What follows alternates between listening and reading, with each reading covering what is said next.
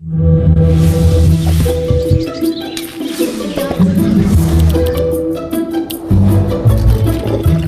you.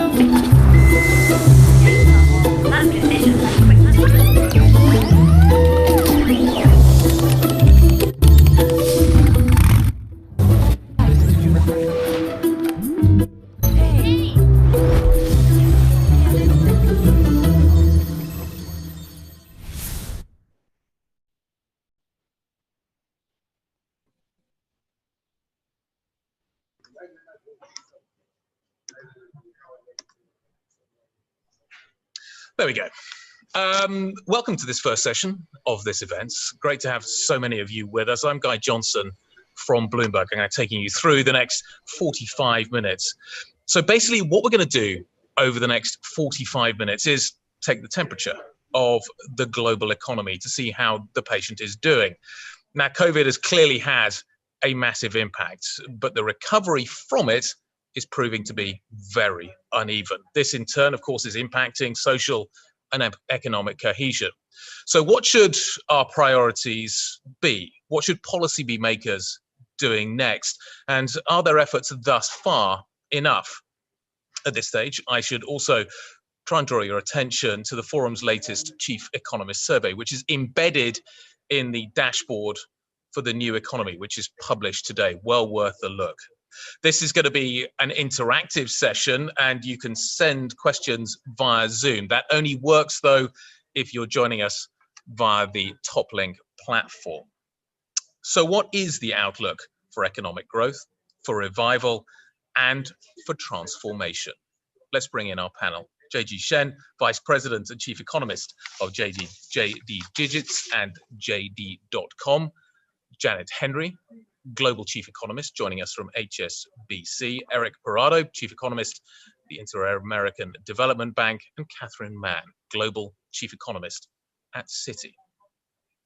So, JG, let me start with you first of all. Let's talk a little bit about what's happening in Asia. Is China experiencing a V-shaped recovery? Is it sustainable given the lack of economic growth elsewhere? And will the rest of Asia follow? Okay, thank you very much. I think the recovery in China is actually stronger than expected, especially, exports. Even though we are talking about a weak global economy, but Chinese exports in September rose by 9.9%, right? So this also shows this is a very much a positive surprise.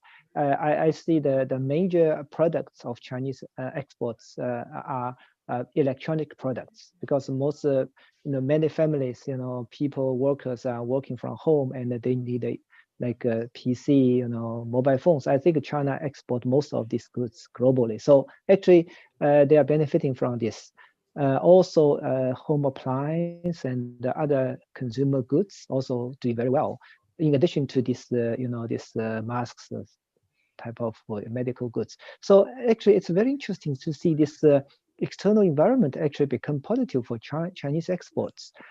This is, of course, one positive surprise. The second one is the production had been very strong. In September, production grew by almost 7%. That's actually much stronger even than the same period of last year.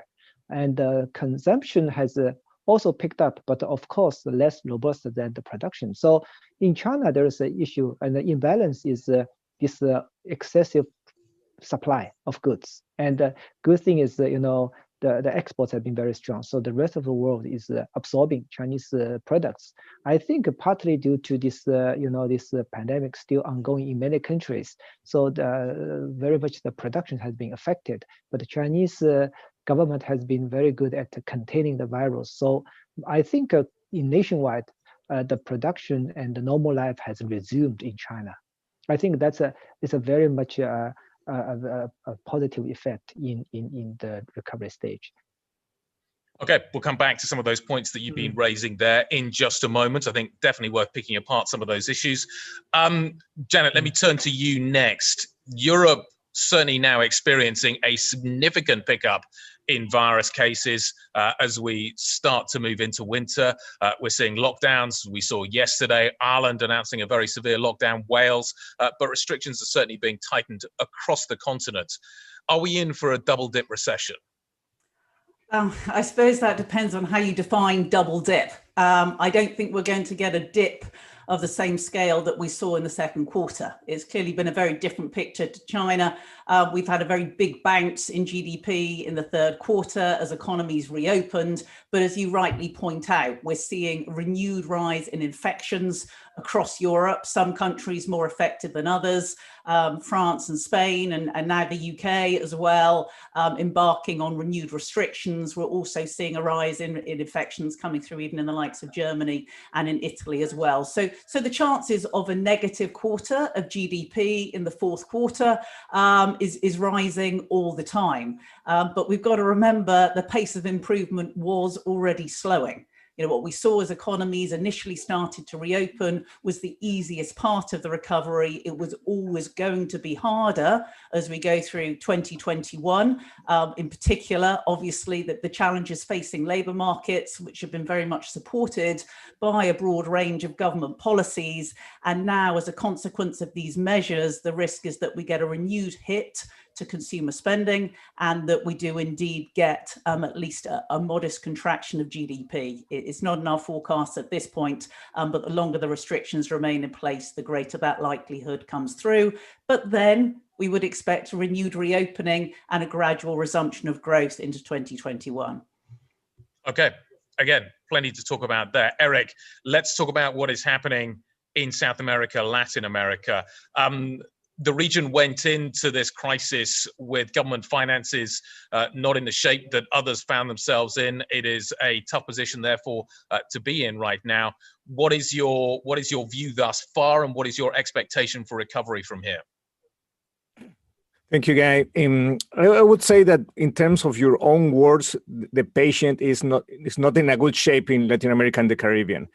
Even before the COVID-19 crisis, Latin America and the Caribbean was experiencing lackluster growth, only 0.1% in 2019, well below the world average of 2.9%. And we were having some pre-existing conditions in terms of political polarization, social unrest, and also very low productivity. So we entered this pandemic tunnel with a lot of problems. And as you pointed out, we're going to have an issue in terms of how to deal with the pandemic itself, but also how to recover. And one of the main problems in the future is that this patient is going to be more indebted, poorer, and also we're going to have an impact on income inequality. So that means that, for instance, fiscal deficits are going to increase, and the average debt of the region could jump from almost 60% in 2019 to almost 80% in just 2 years. So I think we're going to have a challenge in terms to find sources of productivity for the recovery in 2021. The IMF has been extremely positive in terms of thinking about a V recovery for the region. We are not so optimistic in that term, so we are thinking more in a U-shaped recovery in the future, because we have to deal not only with scarce resources in terms of dealing with the pandemic impact on the economy, but at the same time we have to think right now what type of reforms we have to implement to find higher growth. Okay. Thank you very much. Catherine, let me turn to you. The high frequency data, and we'll get claims later on this week, and other sources of data, the mobility data out of the United States, starting to show that the recovery is tapering off. Is that your assessment as well? And as we enter the winter, do you think there is a likelihood, again, a bit like Europe, that we start to see greater lockdowns, and that will have a meaningful impact again on the trajectory? So I think in general, when we look at the higher frequency data, people tend to look at the bounce off the bottom, as Janet said, and said, wow, this is the trajectory going forward. We're in the, a great recovery. That's actually not true. We don't see industrial production even getting back to where it was last year for quite some time, not just in the United States, but this is a global story. The focus on retail sales as a metric of consumer demand, I think, is misguided. Consumer services, even in a country like China, consumer services are a very important component of domestic demand, of consumer demand. And of course, that has been dramatically hit and has not recovered, has been very, very slow to even get off the bottom. One reason why this matters, this distinction between retail sales and consumer discretionary services, is because of the labor intensity and the domestic intensity of consumer discretionary services. There's some of the things that you don't import, whereas for retail sales, of course, imports can be a very important component of solving or satisfying that retail sales. So from a data perspective, the bounce off the bottom has faded, and this rotation out of consumer discretionary and into retail sales, we understand why it has happened, but it creates a fragility for domestic demand that we're concerned about. Again, globally, an aspect of the forecast that we think is very fragile is the observation that there are only two economies amongst ours that we examine, 60 or so. Only two economies, China and the US, have kept to their same timetable for the return to the pre-COVID level of GDP. China in this quarter, Q3, and the US in Q2 of 2021. All of the other global economy, all of the other countries within the global economy, regions within the global economy, and Janet mentioned it in the context of Europe, and Eric in the context of Latin America, those economies have pushed out their timetable to the return to pre-COVID level of GDP. The reason why this matters is that the dependence, for example, for China on trade rebound has an end point to it if the rest of the global economy is not rebounding on the same timetable. So an asynchronous return to the pre-COVID level of GDP creates a fragility in the global forecast, and particularly for any country that is dependent on trade. Let me just finish with when we look at prospects for the global economy more generally through a timetable into 2023, 24, and so forth, we don't see any recovery of the lost GDP associated with COVID. We get back to a trajectory for growth, but we do not return to the trajectory of global GDP that we had in place in January pre-COVID. This is a movie we've seen before. After the GFC, we returned to the trend growth rate, but we never returned to the pre-GFC trajectory for global growth. About 5% of global growth was lost and never recovered. We have something like that in our forecast now. The implications of that for workers and for different age group demographics and for convergence of growth rates in emerging markets are all very dire. And so it's this lost GDP that creates scarring going forward that I think is the most serious question about where we are in terms of the COVID progress. And we're doing it incrementally. Every crisis we go through, we seem to do it with more and more debt, which is more and more of a drag. JG, let me come back to you and talk a little bit about China, because China is out in front on this. Is it as simple as China got a grip on the virus and therefore its economy was able to recover? Or was there a more complex policy cocktail that allowed it to get to where it is now? I don't think it's because of the stimulus policy. It's I think mainly due to this success in containing the virus. That's why in October, the National Day holiday, millions of people traveling around the country, and we are seeing some places the hotel price tripled. There's even flight cost or doubled, but still people want to pay the money to get some holidays after so long time of isolation. So I think there is a real V-shaped recovery in also, I think, in type of consumption goods as well. I see also from our JD big data, we see a strong recovery in luxury goods. That's very interesting. So like a 50% up in luxury goods sales these days. And so I think this is also due to the fact that, this high income workers, high income people, they actually have been less affected by the pandemic, because these people like in the financial industry, in internet industry, and in tech industry, they can work from home, right? So actually low income people, low income workers, their income has been affected. So their consumption has been actually weaker than those of high income families. So this is an interesting feature. And also I think will worsen this income distribution issue.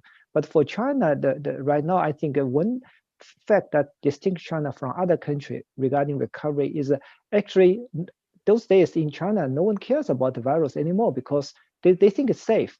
So they go to shop and they go to work, and people wear less and less masks these days. So I think that's very, very, I think, important to make the recovery more sustainable. And that's also why you can see that the Chinese economy currently have in the state of excessive supply because production has recovered much stronger, and there's the excessive supply. But I see rest of the world has an excess demand issue, because if you look at the US data, European data, the consumption has been less affected than the production, right? So there's a gap. So actually that's, in my view, why the Chinese exports has been performing well, because they can fill the gap. And also that's the reason you can see the renminbi has appreciated pretty strongly, Chinese currency, right? The global investors are pouring money into China these days, buying bonds, buying stocks, because Chinese monetary policy has been very conservative so far. So they actually hiked interest rates. Even they didn't hike the policy rates, but the bond rates, the market-based interest rates are rising. You can see 3.2% 10-year government treasury bill yields, right? That's been very effective for global investors. That's why we see, even though the Chinese exports have been performing well, but the global investors are pouring money into China. It's interesting. The real yield story is certainly something that I hear a lot of investors talking about at the moment. And I guess if you can't travel, maybe you do spend more money on luxury goods. Let me just reinforce while I'm halfway through this conversation that you can join in if you are watching, if you are on TopLink via Zoom. You can add some questions. They usually come towards the end, but let's try and space them out as we go along. Eric, let's talk a little bit about government finances in your region. Do you think that the caps that have been imposed by governments, particularly in Brazil and places like that, will be sustained? Or do you think ultimately governments, and you talked about the rise in government debt that we're likely to see, is going to go way beyond even maybe your expectations? In contrast to advanced economies, the fiscal space in Latin America and the Caribbean is quite tight. So if you make a comparison between GFC in 2008, 2009, and now, we are not doing a good job in terms of debt levels. So in terms of what type of fiscal packages and the sizes of these fiscal packages has been reduced given the level of debt over GDP. So, but having said that, it's not only a matter of the levels of debt over GDP, but also the speed of accumulation. And the speed has been really, really rapid in terms of trying to offset the shock. We have to do that. Of course, we are living war times and we have to react before that. but we have to think also about debt sustainability. So that's why we're going to have this challenge in terms of trying to support our economy, but at the same time, we have to think about the recovery process that would mean some sacrifices in terms of doing reforms as soon as possible during the pandemic tunnel and not waiting for the end of the pandemic to do our homework. So that's why we have to send a really strong signal to credit rating agencies, to investors, to say, okay, we have an opportunity here and we are doing the reforms to attract, for instance, foreign direct investments. The reform programs obviously absolutely critical in some of these countries. I've read a lot about Brazil and its reform structure, and whether or not that cap is going to be held, I think is really down to whether or not we are going to ultimately see some of these reforms being pushed through at such a difficult moment. Janet, let's talk about the labour market in Europe. We are clearly seeing difficult data at the moment, and as you've indicated, maybe that data does become even more difficult going forward. Let's talk a little bit about at what point can policymakers make the decision that we need to shift from simply preserving jobs to figuring out what the post-COVID economy looks like and retraining the labour force to be ready for that? Is it too early now? When do we get to that point? Yes, I think it's too early right now. While the public health situation is still so uncertain and quite worrying, it's too early. I mean, the truth is the job support schemes, if they had not been in place, you probably would have seen Eurozone unemployment peak at about 20% in the second quarter if you'd used a similar kind of gauge to what's been happening in the US. There are still a lot of people in Europe on these short shift schemes and labour support schemes, and now they are subject to these renewed restrictions and geographical lockdowns that are in place. But you're absolutely right, these schemes will have to be phased out over time. Otherwise, there is a risk that there is a degree of zombification. I mean, it's quite interesting at the moment, if you take the people who are not on the furlough schemes and don't count them, productivity has actually improved in Europe in the course of the last couple of months. But if people remain in these kind of zombie jobs, as there's a persistent postponement of companies being restructured, even once the public health situation is under control, then that will have an even worse effect on medium to long-term productivity, because as Catherine was mentioning, we know that after every recession, every recovery, the new growth path is weaker than the one before, and the more that we hamper productivity and indeed investment. You know, I would differ on the comments earlier from JG regarding the differing policy stimulus. In China, I think there's been a lot more support on public investment. In the West, it's been much more support on consumer spending.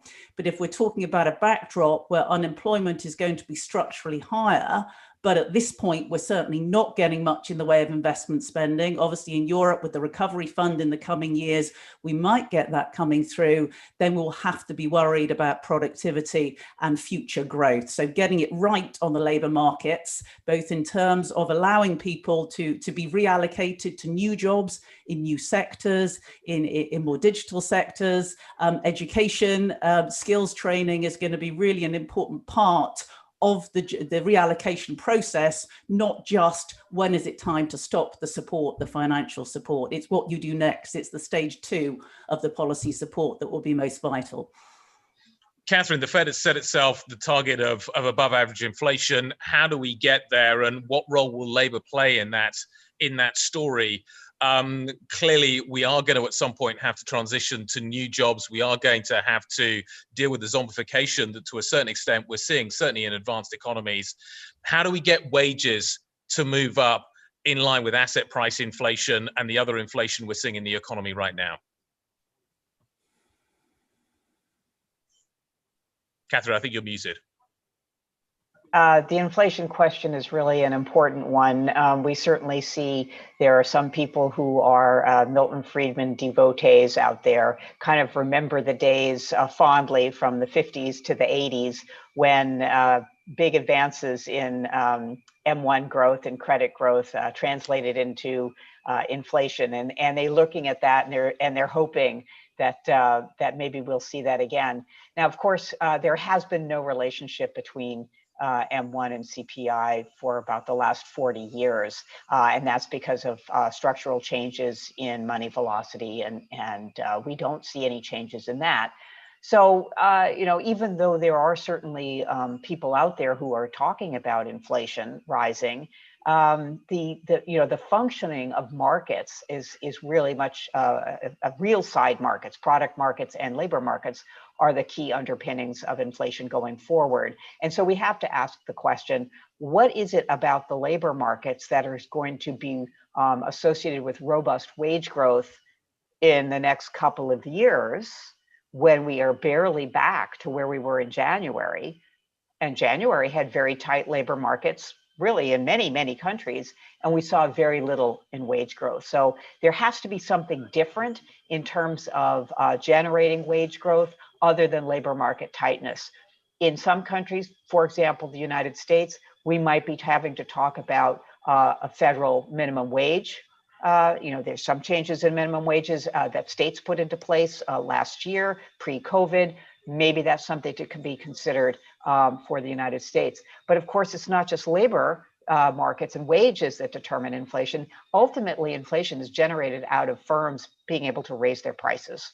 That's where inflation comes from in the real economy anyway, a CPI or harmonized consumer prices in the EU. So how do you get to a situation where firms feel comfortable that they have pricing power, that they're going to send through those cost increases?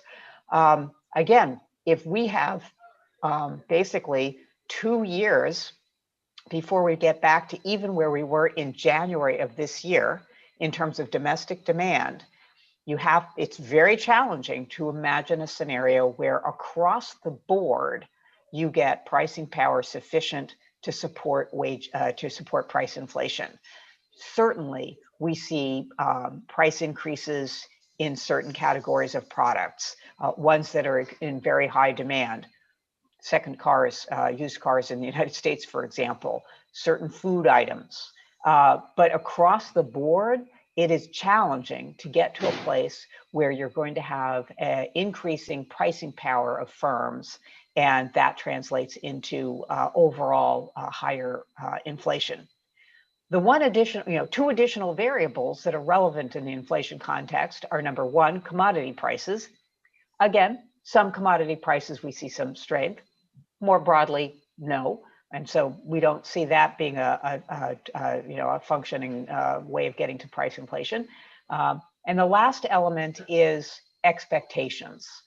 Now, this is an interesting one because, of course, the average inflation targeting that was part of the review of monetary policy in the United States, that did, when it was announced, that did lead to a bump up in the inflation expectations in the financial markets as measured by five-year forwards. So we're, that's you can get inflation expectations up, but then of course you have to get inflation up in order to ratify those expectations. So there isn't a recipe yet that we see that is going to generate inflation high enough to ratify those inflation expectations. The last point I would make about just the United States, because I mean, Europe is in a different situation here because unless they change their inflation target, which maybe they will do to make it symmetric as opposed to close to below 2, the only other thing that we can see that generates inflation is arithmetic. What's that arithmetic? That arithmetic in the United States is inflation was so low, inflation was so low early in COVID that next year, on a year-over-year basis, it will look really high, well over 2%, well over 2.5%. Now, does that jostle financial markets enough to change their bond prices, to incorporate inflation? If it's just the arithmetic, you can see some turbulence coming from it, but not the kind of pricing power for firms that ultimately would lead us to higher systemic inflation. And the base effect will drop out. Yeah, pretty exactly. Quickly. Janet, let me put a question to you that we're getting through from the audience. It kind of picks up some of the points that Catherine is making. there is how comparable is the jobs recovery that we're going to see now versus the financial crisis, the great financial crisis? Very different genesis to both of these two crises, and the labor market is likely to react very differently. So how comparable are they going to be? I think they're going to be quite different, but what we do need to remember, the recovery from the global financial crisis to get back to, these record low unemployment rates, very tight labor markets that Catherine referred to, it took a decade. So in that sense, it is going to take a very long time. Also, nearly all of the jobs created over the last 10 years have been in the service sector. And of course, it's the service sector that's been most affected by the depth of this recession. So I think it is going to take a long time. It's just that hopefully government support will be more targeted at creating jobs at an earlier stage. And it really will depend on the extent to which these reskilling and education support comes through, and the degree to which companies are still supported. Given the depth of the recession, we haven't seen insolvencies rise. In a lot of countries, the number of insolvencies has fallen over the last year. So again, it depends on the extent to which this labour market support remains in place for a certain length of time, but the potential challenge is going to be a lot bigger than it was following the global financial crisis. It really will come down to the strength of these policy support that's put in place. Let's talk a little bit about commodities. Catherine mentioned that as well. Eric, let me come to you. Is there any expectation that commodity prices will rise built into your numbers? And do you see any kind of commodity, significantly higher commodity requirement coming through from China? No, as you know, commodity prices are really important for Latin America and the Caribbean. At the beginning of the pandemic, we were suffering a triple sum stop in terms of having a shock on human mobility, on trade volumes, and price and commodity prices, and also in terms of capital flows, and related to that, of course, remittances. So if you take a look to the trend of commodity prices, we were really hit at the beginning of the pandemic, April, May, but now they are recovering in some way. Probably the only one is not recovery to the pre-pandemic levels, it's oil, which is important for some countries in Latin America, but other products like copper, soy, and others are really, really close to pre-pandemic levels. It's important to say that China is waking up, so it's very important for trade in the case of Latin America and the Caribbean. But it's important to mention also is that we need a global recovery which is sustainable in time. So the recent numbers in terms of trade are good, but uncertainty is quite high in terms of how to deal not only with the economy, but also with the pandemic, because our region is in the epicenter in terms of the impact on both sides, on the health side and also on the economic side. So I think what we have a challenge, and of course we will depend on global demand and the sustainable recovery of China. Another question coming from the audience. This is related to it. Eric mentioning the price of crude. Janet, let me come back to you. We haven't talked much about the Middle East. We haven't talked much about Africa either, but let's talk a little bit about the Middle East. Crude prices, let's call them circa $40 a barrel right now. What is your outlook for the Middle East with that kind of price in mind? It's not particularly robust, is the truth of the matter. I mean, $40 a barrel is better than $25 a barrel, but the fiscal arithmetic does not look good for any of the major oil producers, particularly ones with fixed exchange rate regimes at $40 a barrel.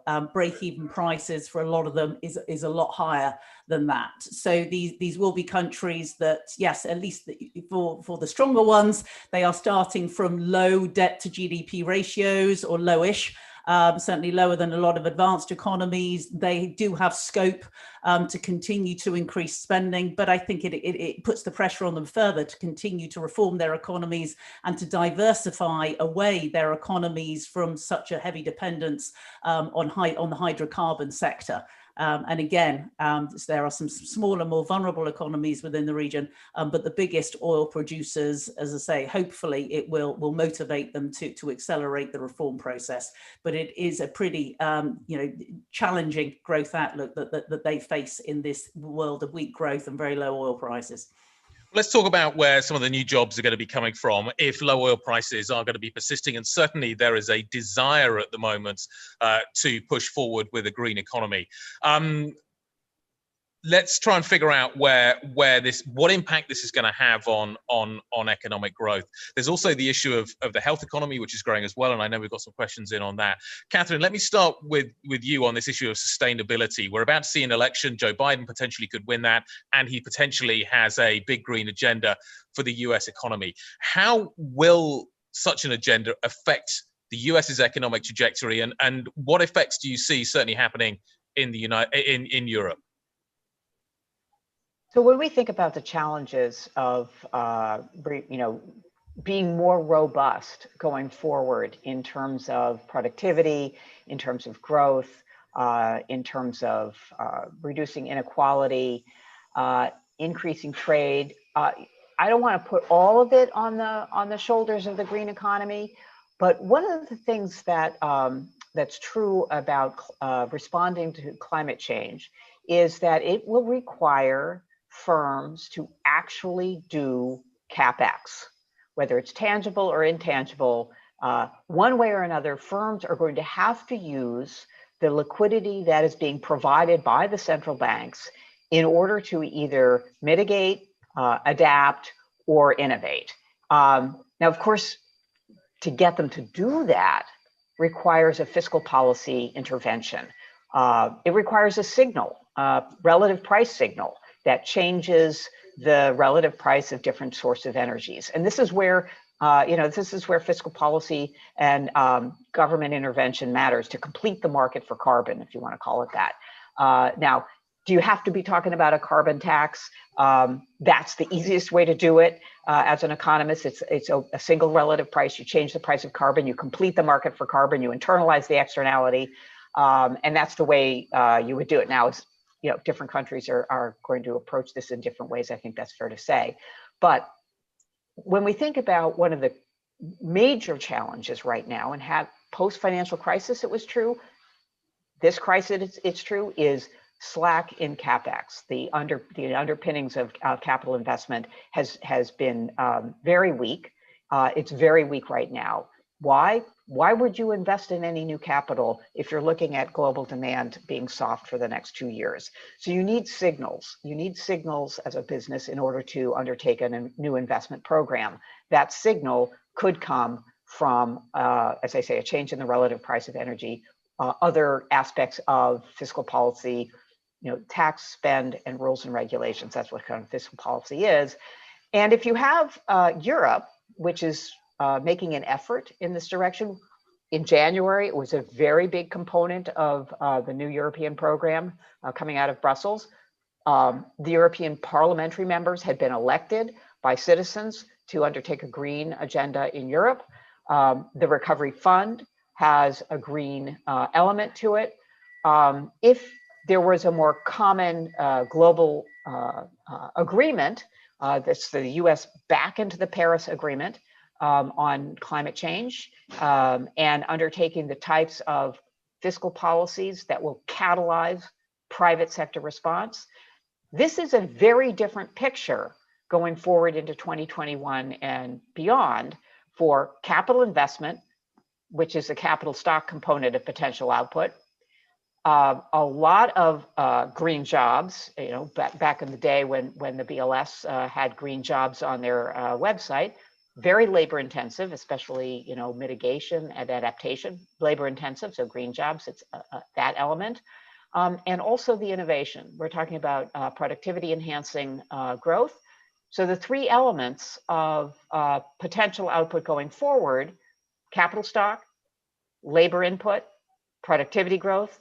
These all could be very different if there was a concerted global commitment towards climate change and then addressing climate change. And of course, I think the last thing Of course, we know that climate change is a clear and present danger, and we should have already done something about it. But you know, we still can do it. And the last point that I think is relevant, especially in today's context, where there's quite a bit of a concern about China, is the U.S. and China and Europe all agreed at the Paris Accords, all agreed on those Paris Accords, all agreed on this forward-looking agenda on with respect to climate change. So I think if we think about the need to have a global coherence and global coalescing around a global objective, this is the one that really is needed right now. Well, let's bring in China. JG, let me come back to you. How achievable are the aims of Beijing in terms of carbon neutrality right now? How much investment will be required? Two things have come out of this crisis. One, that we need to invest more in the healthcare system. So I'd like to ask you about that and jobs that are going to be created there, because the audience is interested in that. And also the jobs that are created by this move to carbon neutrality. What do you see in China on both of those two fronts? How big a source of new employment are these two areas going to be? Health on one hand and sustainability on the other. Yeah, I actually have been much more confident these days to achieve this environmental goal. Is that the next stage of Chinese development is increasingly focused on the digital economy. As we know, this digital economy is a very environment friendly, and I think using the data, right? So it's intangible, and but has a huge impact on the economy. The for example, mobile payment, and you don't need to even have a credit card, right? You can save a lot of materials, and you can save a lot of papers. And I think the internet-based economy and also digitalization, of shops and manufacturing process, I think it will become a key driver of Chinese growth in the next decade or even next few decades. And that actually, to me, will be very important in reducing pollution. And in addition to that, we know that there's a healthcare industry. It's also quite environmental friendly. This using internet-based the surgery process. There's a lot of innovation around this health industry in China. So this is something I'm thinking. Actually, China is in many ways is leading in utilizing this AI, big data, right? Yep. So it's the mobile payment. You can see many areas that touchless, payment system, and you can save a lot of materials. We know, and so that's actually, to me, is also very important, driving force, and that will be very efficient, and that will also reduce pollution. In addition to that, the Chinese investment in, for example, this electric cars, it's become also very advanced. Tesla is building a huge factory in Shanghai, and they are going to export back to Europe, actually. So I think this kind of development made me quite confident that China is able to not only to achieve that goal, but also to contribute, the fintech technology, digital economy, there's some know-how to other countries to actually help preserve the environment. Okay, we're going to stay with the environmental theme. Eric, final question to you, coming from the audience. We've got a couple of minutes left, so just bear that in mind. How do you see the ESG agenda helping the recovery in Latin America, and what does that mean post-pandemic?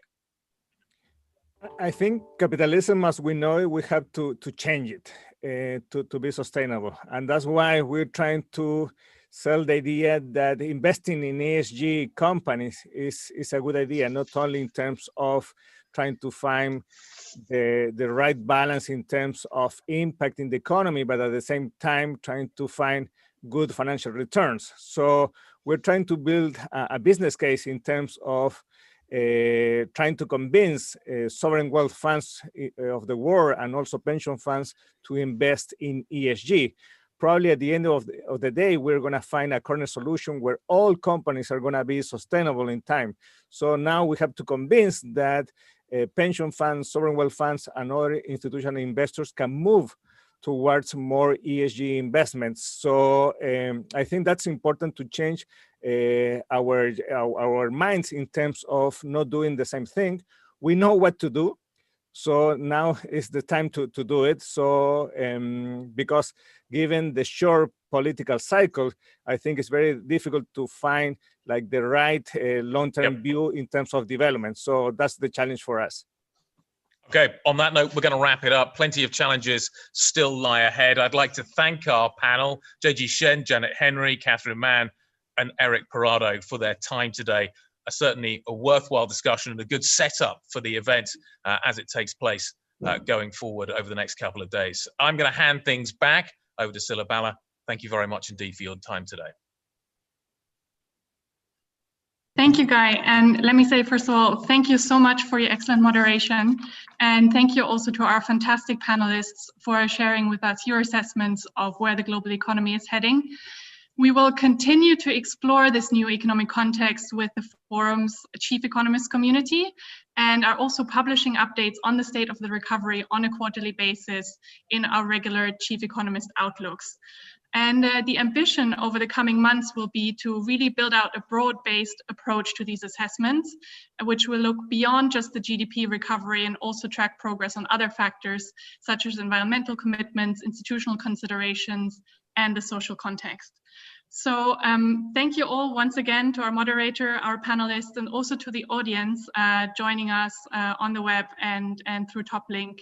And we look forward to your participation in the sessions coming up later today and over the rest of the week. Thank you all.